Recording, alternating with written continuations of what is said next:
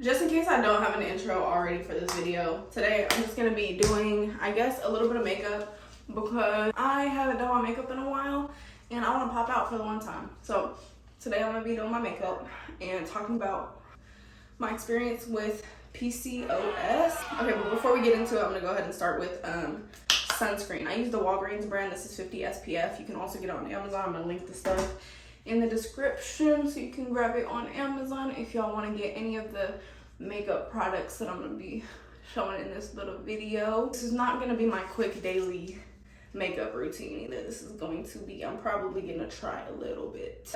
More recently, I have been wearing makeup because of my PCOS flare-ups and how I have hirsutism alongside my PCOS.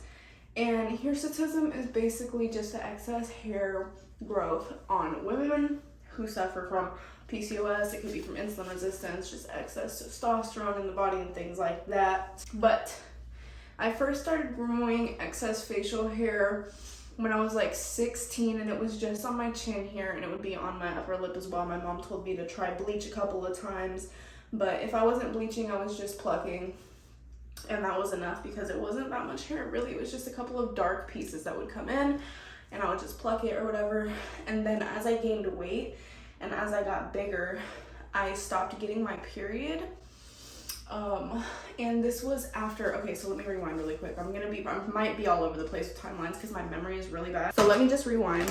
Let me get my makeup out of my bag. We're gonna try to really attempt to do a full face with cheap makeup. So if y'all see me make this happen, then you know I'm a skilled makeup artist. Y'all know I used to be a makeup artist when I was in my little 16-year-old era. I started birth control when I was like 15 and it was the pill. And ever since then, I had started experiencing PCOS-like symptoms when it came to like when I wouldn't consistently take my birth control pill. I would start, you know, missing my periods and things like that. And that was kind of the first sign of something being a little bit off. But I was so young that I hated my period and I was glad to not have a period, so it wasn't that concerning. But I did get little facial hairs along the line. As I got older and I started gaining weight, I was eating a lot of carbs, and that was one of the reasons in part why I was gaining a lot of weight. But I'm sure that eating carbs while being insulin resistant from PCOS was exponentially, you know, putting the weight on. So I can kind of confidently say that I think the PCOS did kind of contribute to some of my weight gain and made it really hard to lose weight. During COVID was when I finally called to get diagnosed.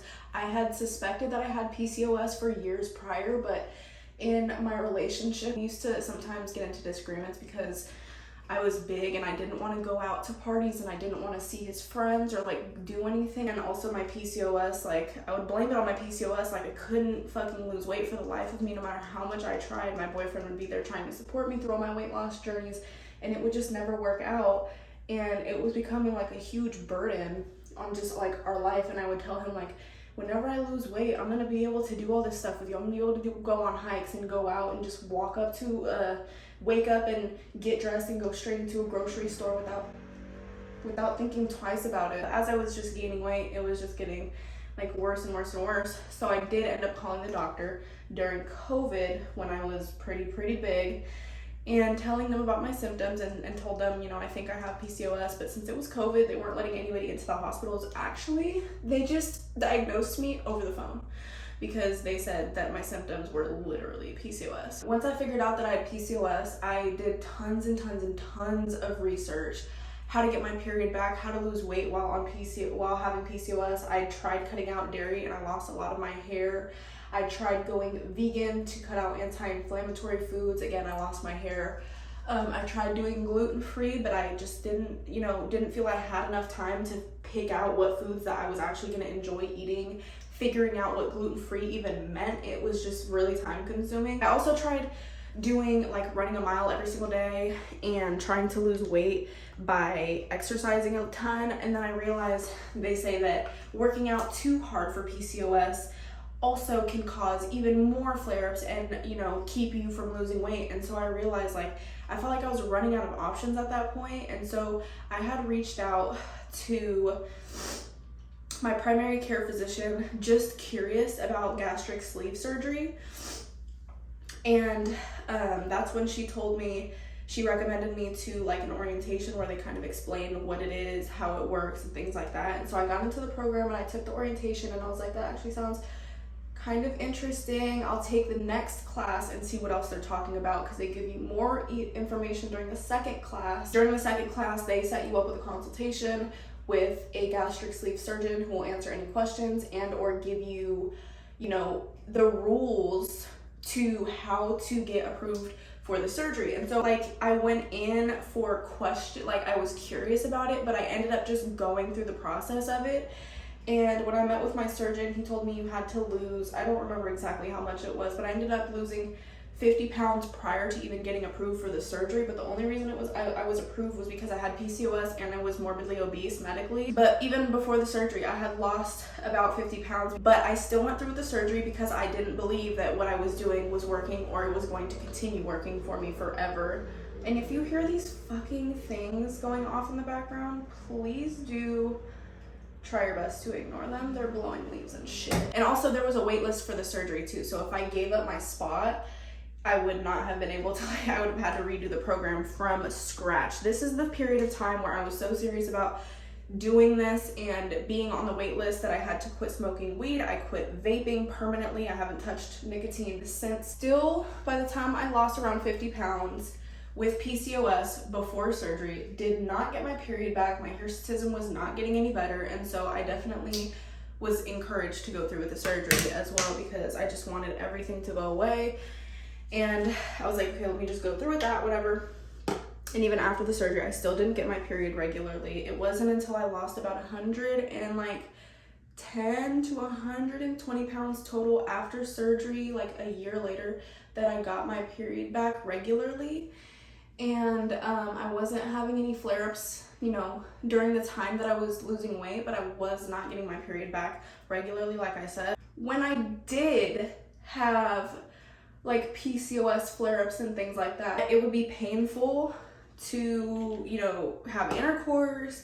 It would shift my mood. I would be super fatigued, super tired. I had that PCOS belly. I was gaining weight fast. My facial hair was coming in like crazy. Like it felt like my testosterone was through the dang roof at that point. When I did start getting my period back, that was like literally like not that long ago, y'all. Like that was a little bit more recent, probably within the last like 6 months that this has all happened. I started experiencing PMS symptoms. So I called my doctor. I'm like, hey, I feel super ragey. I get mad over the smallest little things. And for the first 2 months that I was experiencing PMS, it was concerningly out of control. I found myself having to pull over into parking lots several times because the way that I was road raging was scary. It was bad. But I called my doctor and I'm like, hey, I don't know what the heck is going on, but I lost 100-something pounds. I had PCOS, and now I feel like I've kind of developed some PMS symptoms. And so he's like, yeah, it sounds exactly like what you're talking about. Sounds like PMS.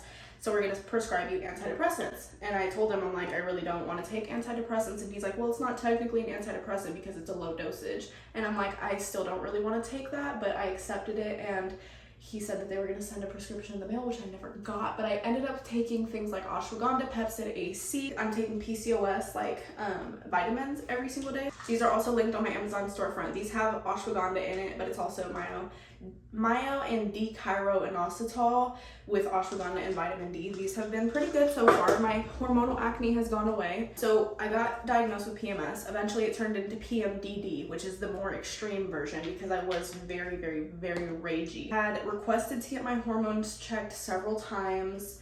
And in the midst of all of this, with me getting my period back and all this stuff, I was stressing out because somebody had tried to break into our apartment. We also had, you know, some issues where we were going to go, you know, fly across the state to find a new home because Cali is just a little bit expensive for us, with us trying to invest and us save and us also think about getting a house in our future. It just is too expensive here to do all of the above. I was going through a lot of stress, and so I feel like I had another PCOS flare-up in the midst of my PMDD episodes where I was just angry and stuff like that. My face was breaking out, it was super hormonal. All of my facial hair was coming back. All of the hair is now growing like down my neck. I think the only way that I'm ever gonna be able to get rid of my hirsutism, the excess hair and stuff, is just by doing either electrolysis or laser hair removal, which is okay with me. I'm just gonna have to deal with it for now. I totally thought my PCOS symptoms were under control once I lost all the weight. It's bizarre to me that the PCOS doesn't go away when you lose the weight. You still have those underlying symptoms. You still have to make sure that you're eating anti-inflammatory, still make sure that you're exercising and not overdoing it. You can have a flare-up at any given moment. Now I know that it's definitely something I'm gonna have to keep an eye on. I already say that I requested to get my hormones checked several times and they had denied me. Healthcare does not really care about women's reproductive health or PCOS or PMS or anything like that. They really just want to give you antidepressants and or birth control to solve all of your issues. And I totally am against all of the above because they're totally OD and they make issues worse once you stop. They're just a little mute button, and we don't like mute buttons. I'm over here trying to naturally get some of my stuff under control, and I'm proud to say that I feel like I am. I think I am doing better with a little bit of stress management. I'm doing a little bit better with my PMS and PMDD. The Pepcid AC acid reducer medicine has an antihistamine in it, which is really what they say is the reason that, you know, girls have crazy symptoms when they have PMS and stuff. Now I need a moment of silence while I do eyeliner.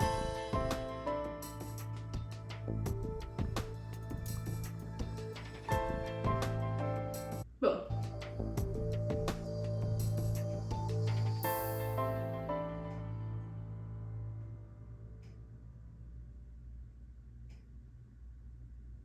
Alright, I think that's as even as I'm gonna get. I'm not gonna try to be a perfectionist, even though I said I was gonna actually try today. I actually don't want to spend all freaking day doing this. So this is to me learning and finding out that hormonal issues can start with PCOS and totally turn into something later on. Hormonal imbalances are forever going to be an issue, and they probably will forever be an ongoing issue for me, so I have to make sure that I keep that in check.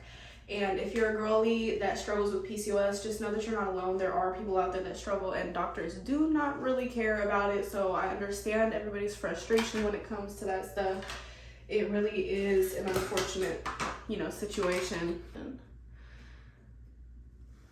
Anyways, I gotta finish up the rest of this dang makeup, and I'll finish the conversation in a bit. I have the lashes on, and now I'm just gonna do black eyeliner.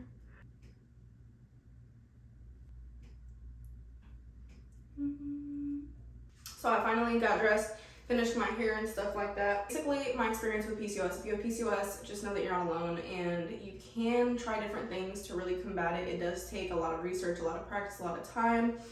And if you do end up losing weight, as somebody who is a big PCOS girly, it doesn't go away. I totally thought it was gonna go away, and the symptoms did not go away. They come as flare-ups now. So I'm not 24/7 fatigued. I'm not, you know, pre-diabetic or anything like that from insulin resistance. I do not have hyperpigmentation anymore, so a lot of the symptoms they get worked on with, you know, weight loss and stuff like that, but flare-ups can happen, and that is the lesson that I've learned with PCOS. But I did want to just touch on that really quick. The supplements and vitamins that I do take for my PMS, PMDD, and all this stuff like that is also going to be linked in the description on my Amazon storefront under vitamins and supplements. If you want to give any of them a try, some people will recommend spearmint tea and stuff like that for hirsutism and hormonal balance and testosterone and stuff like that. Me personally, I've never done it consistently enough to actually see a difference, so I can't recommend that at this time, but I might give it a try sometime in the future if I actually get on top of it and remember to do so.